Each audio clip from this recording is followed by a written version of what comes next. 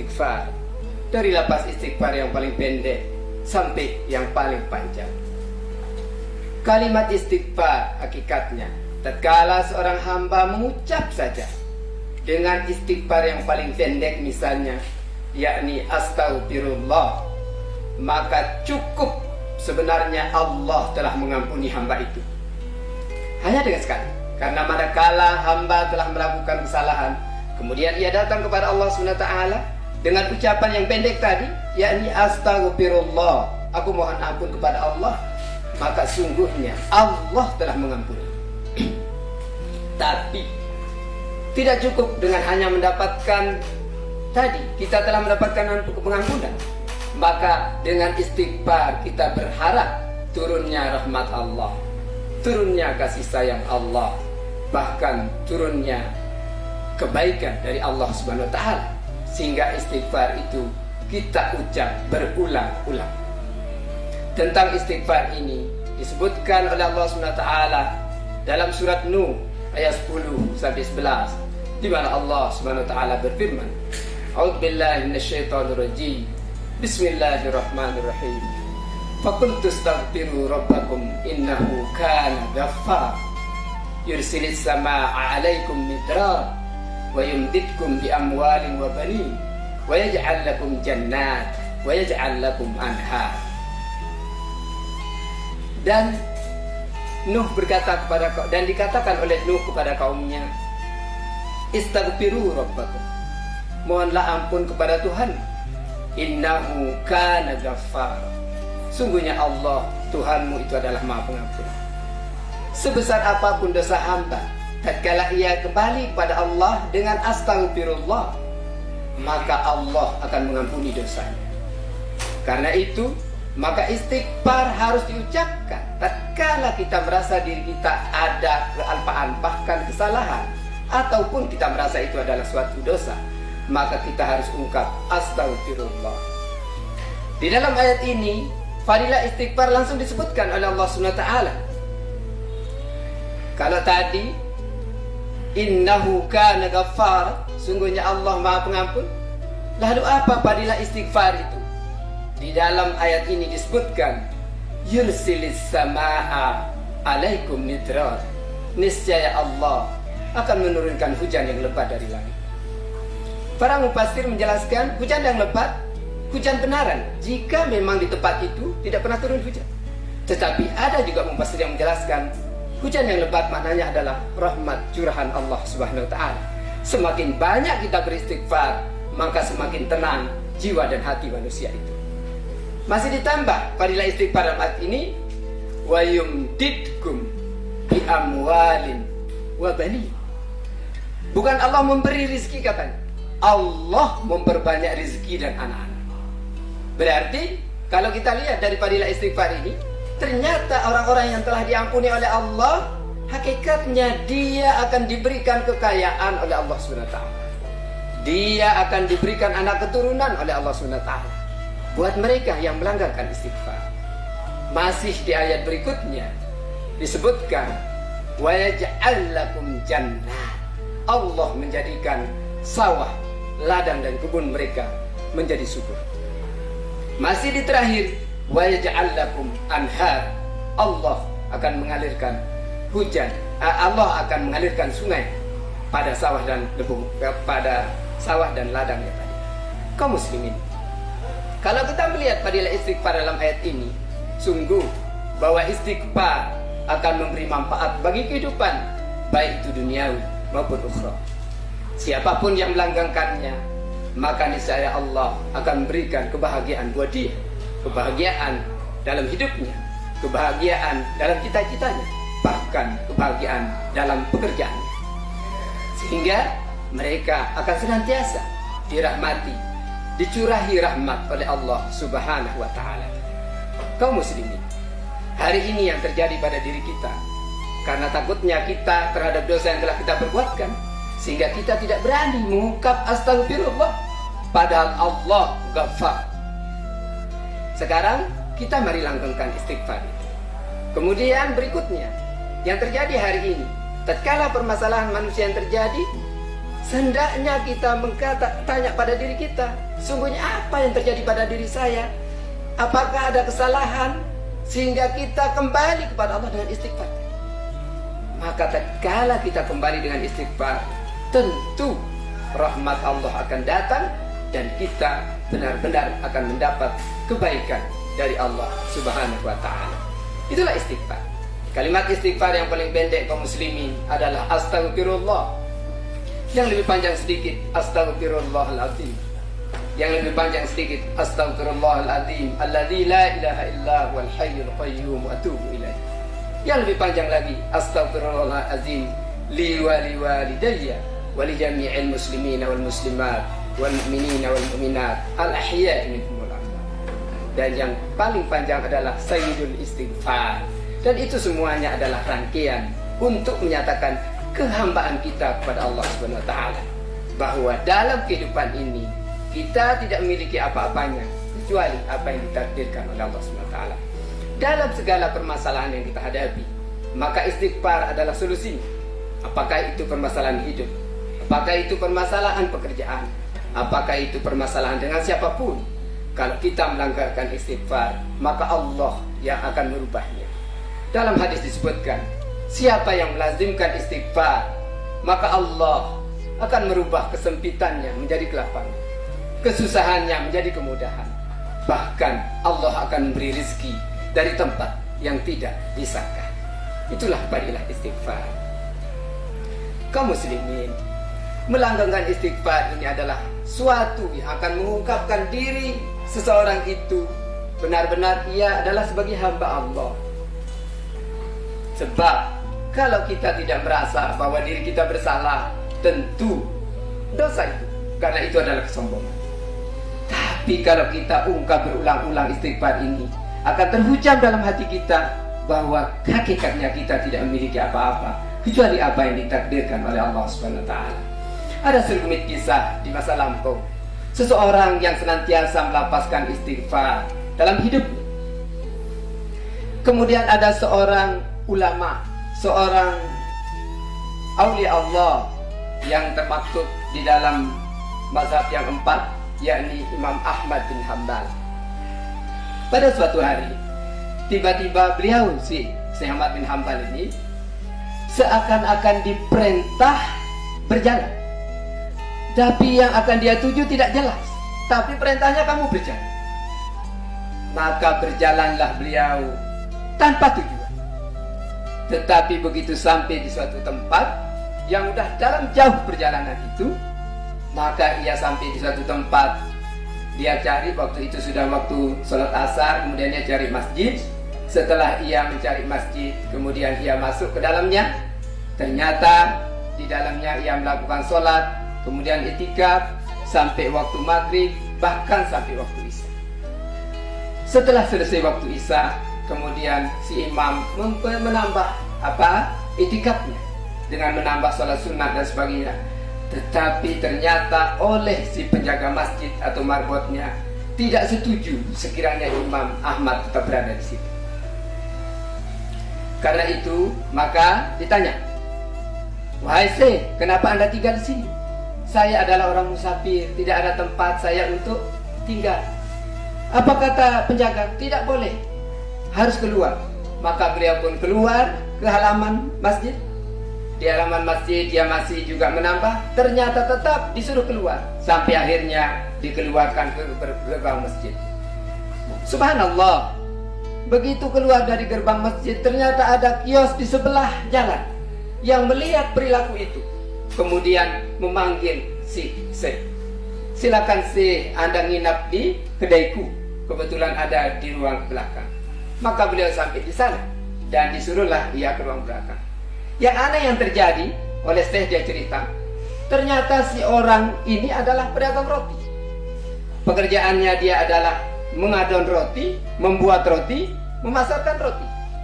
Subhanallah, dari mengambil tepung yang ucap adalah astagfirullah. Begitu menurunkan ke wajan, dia ucap astagfirullah. Menggoreng, ucap astagfirullah. Ngangkat lagi astagfirullah. Itu aja. Maka si Syekh terheran-heran. Kenapa? Apa yang dilakukan oleh hamba ini? Maka oleh Syekh dia mendekati, wahai hamba Allah, berapa lama kamu lakukan ini dan apa yang kamu dapatkan dari hal ini? Jawabnya, alhamdulillah, saya sudah lama sekali mengamalkan pekerjaan ini, yakni membaca istighfar tadi. Lalu apa yang kamu dapatkan? Jawabannya adalah, semua doaku dikabulkan oleh Allah Subhanahu wa Ta'ala. Masya Allah. Jadi berkat istighfar, Allah memudahkan itu. Lagi satu pertanyaan, adakah di antara doamu yang tidak dikabulkan? Maka yang menjawab pada saya, hanya satu doaku yang tidak dikabulkan, yakni aku berdoa pada Allah agar aku dipertemukan dengan Imam Ahmad bin Hanbal. Subhanallah, tabarakallah. Si Imam Ahmad merangkul mereka, mencium mereka, memeluk mereka dengan berkata, karena berkah istighfar mula, karena istighfar mula yang menarik saya ke tempat ini, yang menyebabkan merbot tadi tidak memberiku saya di masjid, lantaran istighfarmu. Karena itu kaum muslimin, mari kita lakukan istighfar. Mudah-mudahan berkah dari istighfar ini Allah akan mudahkan urusan kita. Ini terkait dengan istighfar. Jadi dalam hidup ini sekali lagi, mari kita perbanyak istighfar. Setidak-tidaknya sebagaimana yang disabdakan oleh Rasulullah Sallallahu Alaihi Wasallam, sekurang-kurangnya ia beristighfar 70 kali, bahkan sampai 100 kali. Ada istighfar yang dilanggengkan oleh beberapa ulama kaum muslimin yang bunyinya adalah Astaghfirullahaladzim wa atubu ilaih. Astaghfirullahaladzim wa atubu ilaih. Aku mohon ampun kepadamu wahai Tuhan yang Maha Agung, dan aku bertobat kepadanya. Kalimat istighfar ini dilanggengkan oleh beberapa ulama.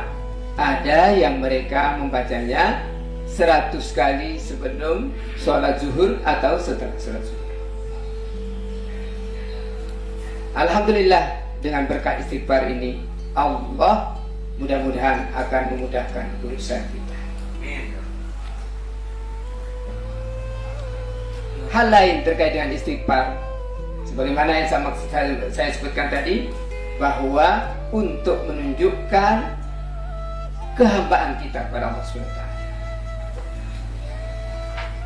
Karena Allah lah pemilik kesempurnaan.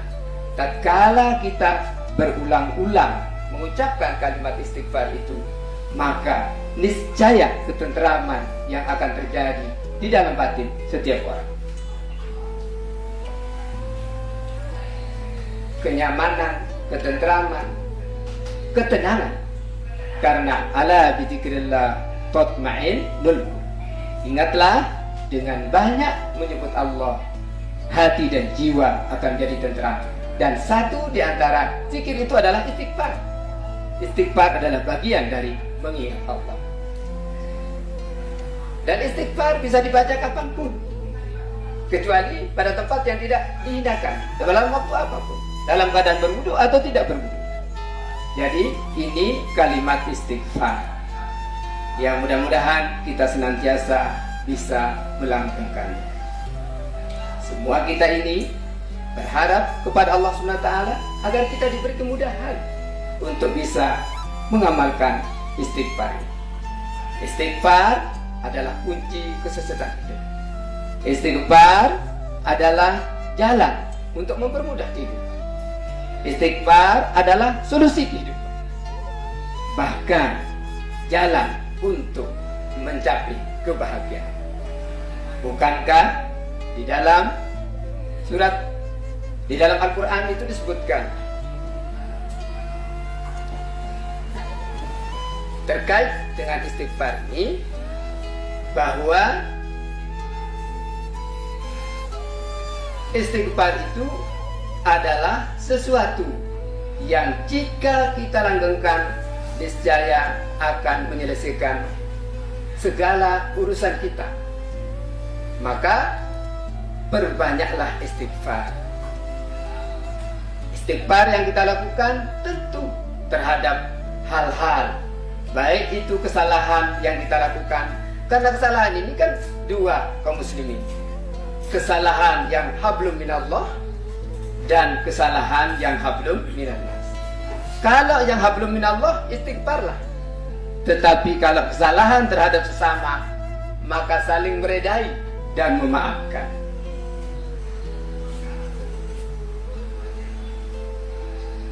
Rumah yang senantiasa di dalamnya keluarganya melanggarkan istighfar, maka rumah itu kehidupannya, jalan-jalan kehidupannya akan dimudahkan oleh Allah SWT.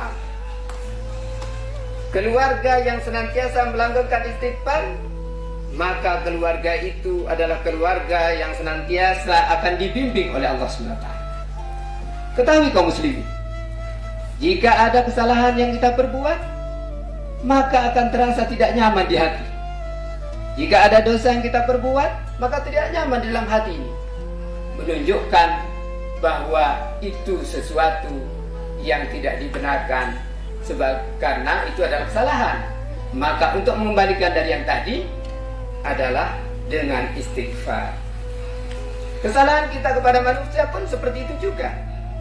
Kan banyak di antara kita ini yang kadang-kadang misalnya bohong juga merupakan suatu kesalahan. Kaum muslimin di sini, maka terkait dengan itu kadang-kadang kita merahasiakannya. Kita takut diketahui oleh teman kita. Kenapa coba? Karena itu adalah dosa. Karena dosa. Kemudian berikutnya juga kaum muslimin, fadilah istighfar ini, yang pertama adalah istighfar itu untuk memohon ampun kepada Allah Subhanahu wa taala. Sungguhnya Allah tidak mengazab mereka sedangkan kamu berada di antara mereka, maksudnya adalah Rasulullah, dan Allah tidak azab mereka jika mereka meminta ampun kepada Allah. Jadi urusan ampunan Allah dengan istighfar. Kemudian fadilah berikutnya istighfar itu adalah dimudahkan urusannya. Tadi saya ulang yang saya maksud tadi, hadis yang diriwayatkan oleh Imam Ahmad, barang siapa yang memperbanyak istighfar, niscaya Allah akan memberikan jalan keluar bagi kesedihannya, setiap kesedihannya, kelapangan untuk setiap kesempitannya, dan rezeki dari arah yang tidak disangka. Kemudian berikutnya adalah membuka pintu rezeki, sebagaimana tadi bahwa istighfar itu adalah membuka pintu rezeki, dan selanjutnya adalah akan membersihkan hati. Orang yang senantiasa beristighfar, maka hatinya akan menjadi tenteram, bersih hatinya. Kenapa? Karena ia selalu ingat kepada Allah. Dan yang terakhir, istighfar itu adalah akan mempermudah doa dikabulkan. Seorang yang senantiasa beristighfar, maka doanya akan mudah dikabulkan oleh Allah SWT. Bahkan orang yang tidak mau beristighfar atau mengangkat tangan untuk berdoa kepada Allah, maka mereka adalah termasuk orang yang menyombongkan diri. Ini setidak-tidaknya 5 fadilah dari istighfar dalam kehidupan ini. Kita hendaknya mengucap istighfar dari yang paling pendek, mana yang biasa kita lapalkan. Misalnya astagfirullah aja yang paling pendek, itu juga adalah istighfar. Maupun yang terpanjang tadi, yaitu Sayyidul Istighfar. Bahkan ada di kitab Majmu'us Syarif itu ada istighfar terpanjang juga di situ, yaitu istighfar raja. Panjang. Ini semuanya adalah terkait dengan lapas-lapas untuk kita membaca istighfar.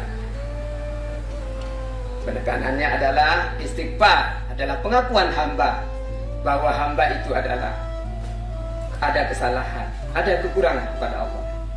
Maka kita sampaikan bahwa aku bersalah dan sekaligus memohon ampun kepada Allah Subhanahu wa taala. Permohonan ampun, maka kalimat yang utama yang kita harus sampaikan kepada Allah adalah kalimatul istighfar. Astagfirullah atau astagfirullahaladzim. Mengulang-ulang kalimat ini adalah sebuah kebaikan. Dan setiap kebaikan pasti akan mendapatkan curahan kebaikan dari Allah Subhanahu wa taala.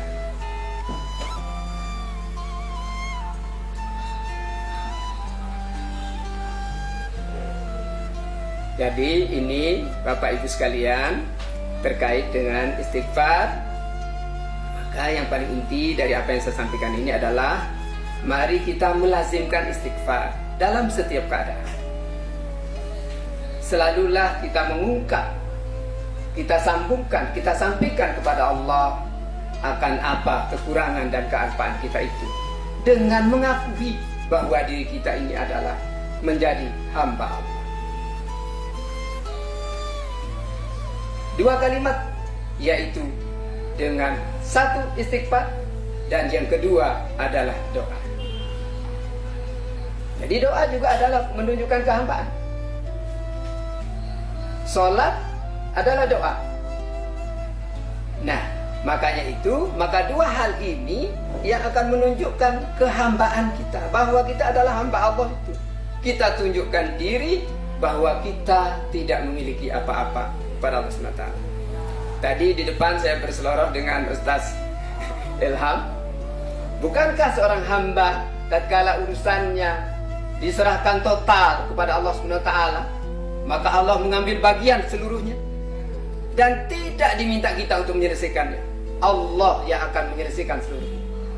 Tetapi tatkala urusan kita serahkan setengah dan masih berharap kepada makhluk setengah, maka Allah mengambil bagian setengah saja. Tidak peduli selesai atau tidak. Bagaimana dengan seorang hamba yang tidak pernah menyerahkan urusannya kepada Allah, hanya berharap kepada makhluk? Dia lihat atasannya, dia lihat bosnya, dia lihat kepada temannya, yaitu kepada makhluk. Maka Allah tidak peduli apakah urusan itu selesai atau tidak. Nah inilah, maka bagian dari itu kita harus mentadarukkan diri kepada Allah dengan memanjatkan doa. Kemudian tatkala kita merasa bersalah, yakni dengan beristighfar. Saya ulangi tadi yang dikatakan dalam surat Nuh, faqul tastaghfiru rabbakum innahu kana ghaffar. Jadi kata-kata ghaffar, sungguhnya Allah Maha Pengampun, Maha Pengampun. Kan sangat beda dengan hamba, dengan makhluk. Kalau kita selaku hamba kaum muslimin, tatkala orang berbuat kesalahan, pertama dia datang, kita ampuni. Kedua dia datang, kita ampuni. Ketiga belum tentu. Ini hamba. Tapi kalau Allah hatta diulangi berulang-ulang sampai 40 kali dosa yang sama, maka Allah pun kana ghafar, dia tetap Maha Pengampun. Inilah maknanya Ghaffar, yaitu Maha Pengampun.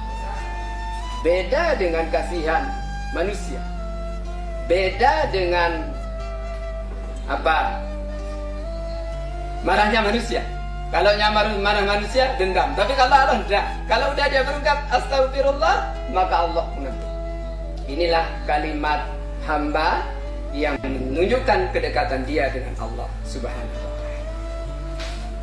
Ya, ini kalimat istighfar.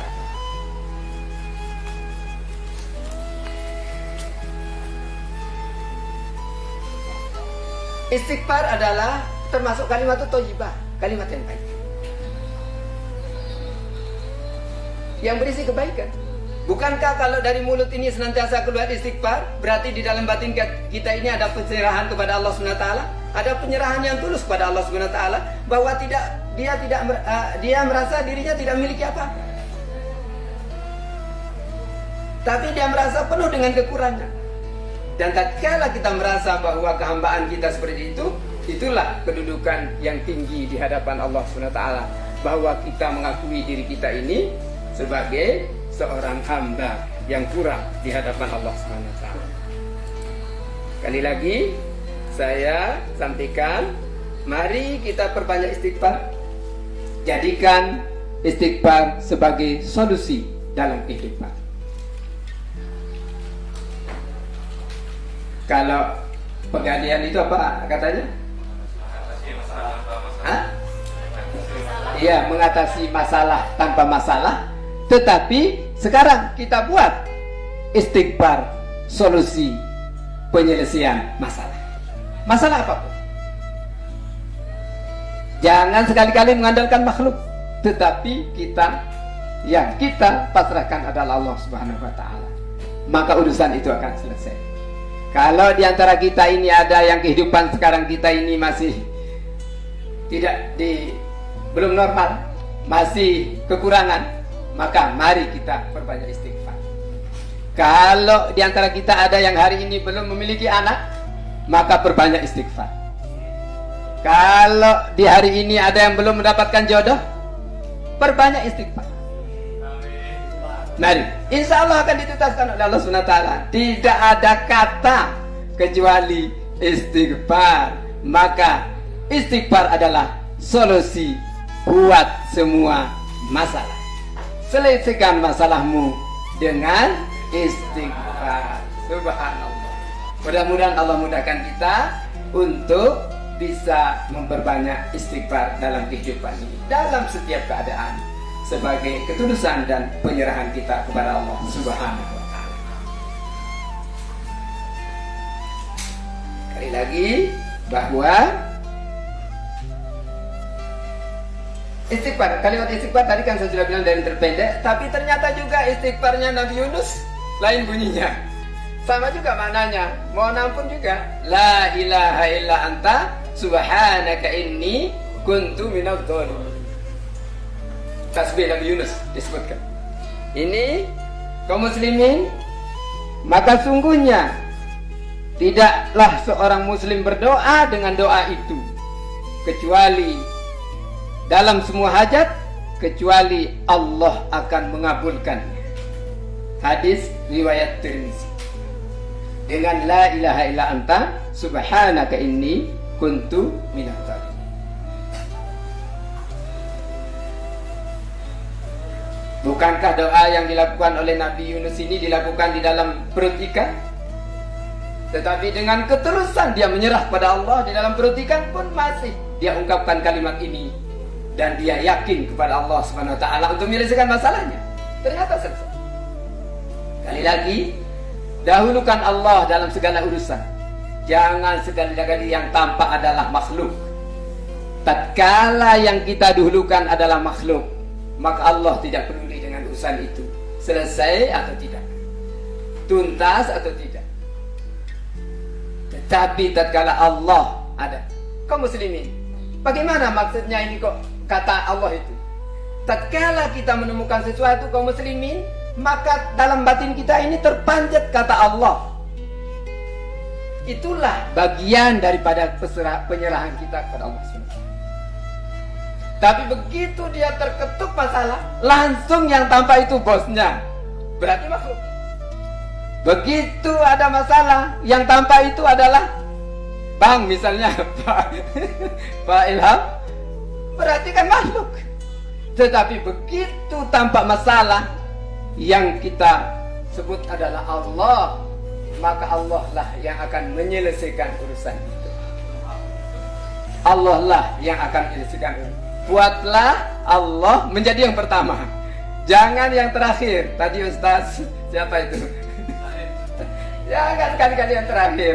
Wan sapi kiri kanan lain, ampun bagi sasak kadu.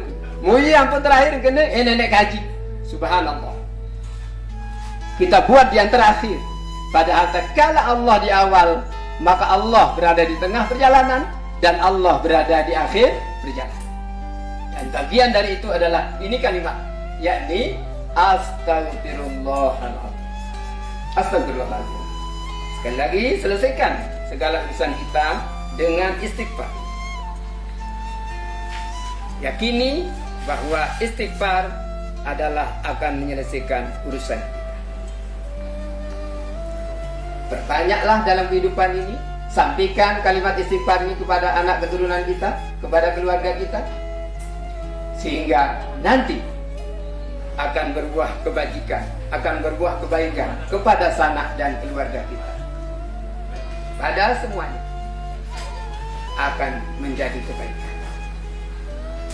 InsyaAllah tatkala kita mulai ini hari Jumat yang luar biasa baiknya ini Ustaz Ilham, mudah-mudahan menjadi awal kita untuk mengawali daripada istighfar. Dan yakini sekali lagi bahwa istighfar ini akan menyelesaikan permasalahan manusia. Karena itu disampaikan oleh Rasulullah, bahkan oleh Allah. Tadi dalam surat Nuh. Jadi bukan kata kita, bukan kata saya. Saya masih ingat kata dari Imam Hasan Al-Basri. Tatkala ditanya oleh 3 orang dengan pertanyaan yang beda, jawabannya satu. Ada seorang bertanya, saya telah menikah 1 tahun, Pak Yai 5 tahun, tapi tidak punya anak. Ada seorang yang datang, saya sudah berusaha A, B, dan C, tapi tidak ada perubahan, masih marah dengan doang, marah hutang berumpuk. Ada lagi yang menceritakan bahwa usahanya tidak bisa naik-naik. Di setiap pertanyaan tadi, hanya satu jawaban beliau, perbanyak istighfar. Perbanyak istighfar. Perbanyak istighfar. Tatkala seorang murid yang mendengar di 3 kali pertanyaan ini jawabannya sama, maka malamnya ia menghadap kepada Syekh Hasan dan bertanya, Pak Yai, tadi 3 pertanyaan jawabannya satu. Apa kata Pak Yai? Jawabnya ente. Bukan kataku, tapi itu adalah kata Allah. Maka dibacakanlah surat Nuh ayat 10 sampai 11 tadi. Ya? Jadi itulah solusinya, yaitu fastaghfiru rabbakum innahu kana ghaffara yursilis samaa'a 'alaikum midrara. Demikian yang dapat saya sampaikan dalam kajian ini, mudah-mudahan ada manfaatnya. Ya.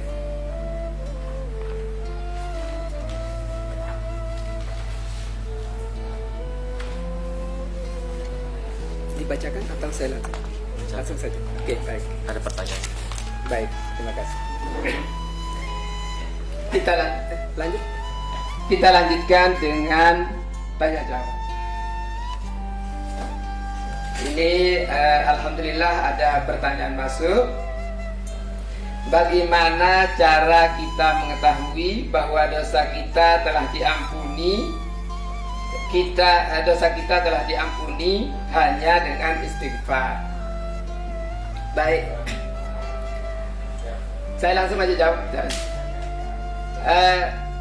Dosa kita diampuni dengan tidak itu kan rahasia Allah Subhanahu wa ta'ala. Kita tidak bisa memvonis diri bahwa dosa kita telah diampuni oleh Allah, karena nanti urusannya adalah di akhirat. Tetapi kita setidaknya tahu pada diri kita, Bapak Ibu sekalian, kalau masih berat rasanya, berarti masih berat dosa itu. Tapi kalau begitu kita udah panjatkan istighfar, kemudian diberi keringanan, insya Allah itu adalah tanda bahwa kita telah diampuni oleh Allah, tandanya. Berikutnya, apakah istighfar bisa kita ucapkan ketika di kamar mandi? Kalau di kamar mandi ini tergantung kedudukannya. Karena kamar mandi kan ada kamar mandi yang berserta dengan WC-nya, mohon maaf, dan dengan toilet, tapi ada yang tidak kan? Kalau memang di sana tidak ada, ya sah-sah saja kita beristighfar. Ya, kalau tidak ada. Tapi kalau ada, ya mungkin kurang adab. Itu ada tadi sahabat di sini tidak bagus. Kemudian berikutnya, bagaimana hukumnya kita berbuat maksiat kemudian istighfar, lalu maksiat lagi dan beristighfar? Subhanallah. Kalau seperti ini, ibu bapak sekalian, tadi saya katakan, dosa yang sama diulangi 40 kali, maka Allah tetap akan ampuni. Tapi lihat niatnya. Apa niatnya dia mengintaikan Allah atau tidak? Atau dia terlanjur lagi? Kalau dia terlanjur, maka tetap Allah ampuni. Cuman kalau niat yang mengintaikan Allah, Allah tidak akan ampuni. Jadi tidak bisa yang seperti itu tadi ulang ya. Ini. Kemudian berikutnya,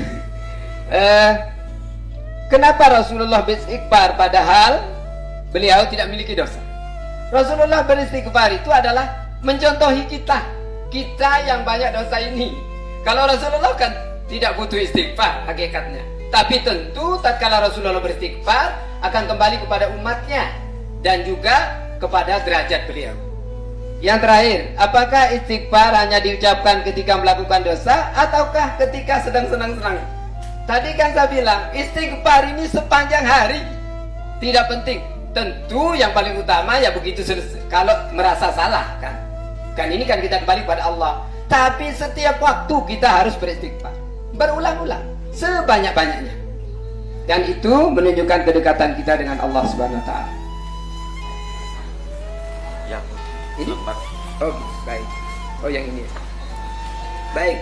Kemudian berikutnya, Apa yang harus dilakukan jika sudah beristighfar tapi kita belum mendapatkan ketenangan?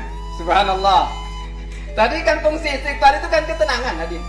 Bapak Ibu sekalian, begitu kita sudah beristighfar ternyata hati tenang, kan itu sebagai tanda bahwa dosa kita telah diampuni. Kalau misalnya beristighfar kemudian dia tidak ada perubahan, maksudnya ketenangan tidak terjadi, pertanyakan pada diri kita, apa istighfar kita sudah benar atau tidak. Benar yang dimaksud bukan lafaz, semua benar astagfirullah, tapi telah sampai tidak menghajam ke dalam batin kita, telah menghujam tidak ke dalam hati kita bahwa kita benar-benar memohon ampun kepada Allah SWT.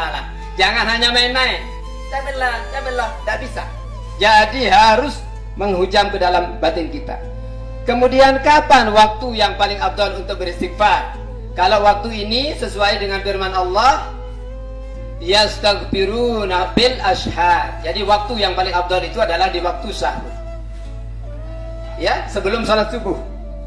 Jadi sebelum salat subuh sampai tahajud, itu adalah waktu yang paling afdal untuk beristighfar. Setidak-tidaknya kita di sana beristighfar 100 kali. Jika saya tidak mampu meminta maaf kepada semua orang yang pernah saya zalimi, apakah dosa saya bisa diampuni dengan istighfar? Dalam rangka doa sesama orang beriman, kaum muslimin kan ada doa istighfar yang astaghfirullahaladzim li wali walidayya wali jami'il muslimina wal muslimat wal mu'minina wal mu'minat al ahya minhum wal amwat. Maknanya apa? Kita telah meredai mereka. Ya nanti urusannya Allah, ya insya Allah lah akan nanti dipertimbangkan kalau kita senantiasa mengucapkan istighfar tadi, sebagai kita telah meredai bahwa kita telah dizalimi atau sebagainya. Oke? Alhamdulillah. Yang terakhir, adakah lapas istighfar yang paling baik di antara lapas istighfar yang ada? Nah tentu yang paling tinggi adalah Sayyidul Istighfar.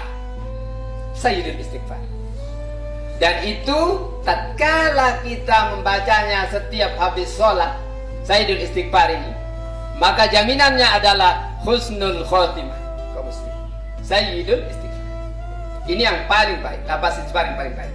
Tetapi tadi yang saya maksud tadi, untuk memurahkan rezeki tadi, yang tadi itu Pak Ustaz Ilham, astaghfirullahaladzim wa atubu ilaih.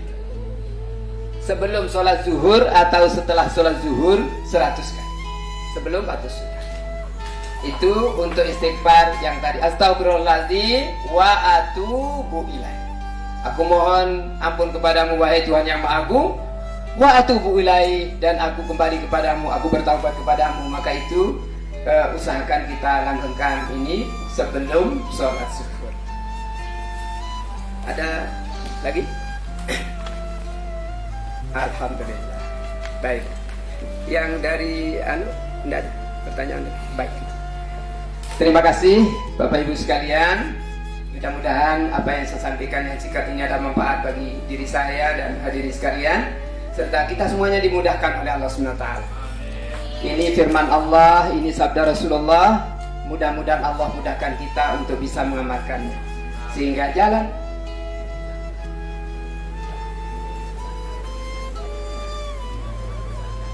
Oh Allah, subhanallah. Kaum muslimin jamaah sekalian, dalam kehidupan ini kita ada yang lebih dan ada yang kurang.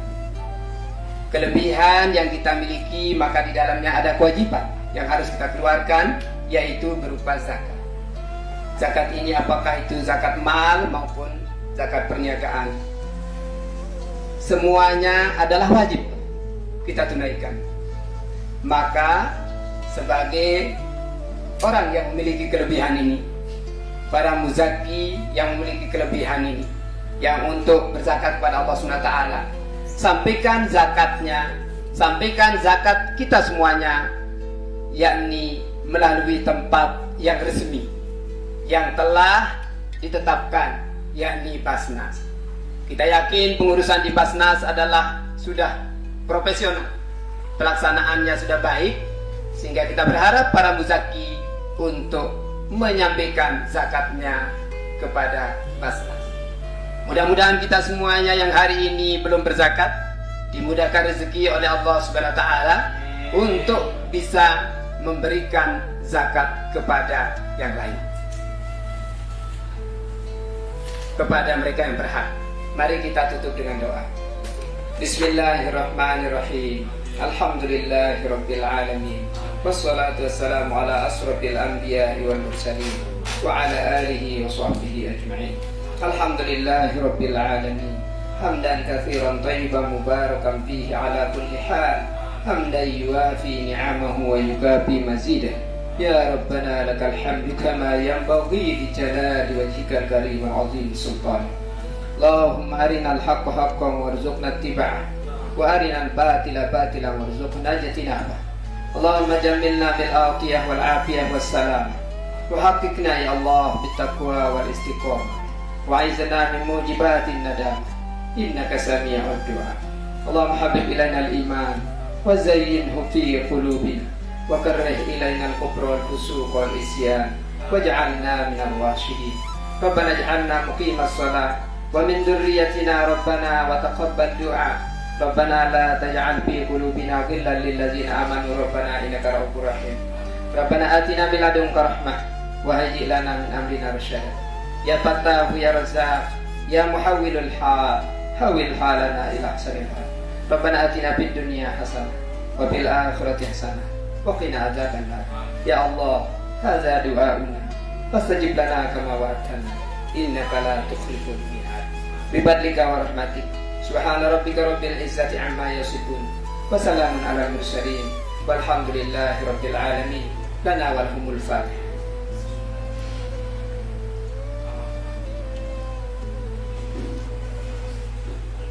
Kurang lebih apa yang kami sampaikan yang benar datangnya dari Allah, yang kurang datang dari kearifan saya. Astagfirullahaladzim. Wallahul muwaffiq ila aqwamit thariq. Assalamualaikum warahmatullahi wabarakatuh.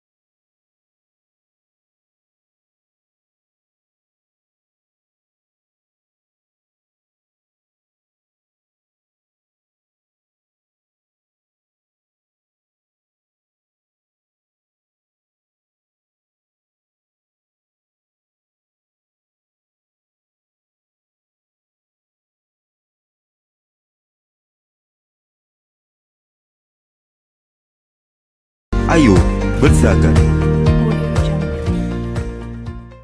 Tunaikan zakat infak dan sedekah Anda melalui Basnas Kabupaten Lombok Tengah, Jalan Rinjani nomor 16, Kompleks Masjid Agung Raya Lombok Tengah. Nomor telepon 081 916 909 537. Bersama Basnas Lombok Tengah, kita bisa, ayo berzakat. Tunaikan zakat infak dan sedekah Anda melalui Basnas Kabupaten Lombok Tengah, Jalan Rinjani nomor 16, Kompleks Masjid Agung Raya Lombok Tengah. Nomor telepon 081 916 909 537. Bersama Basnas Lombok Tengah, kita bisa, ayo berzakat.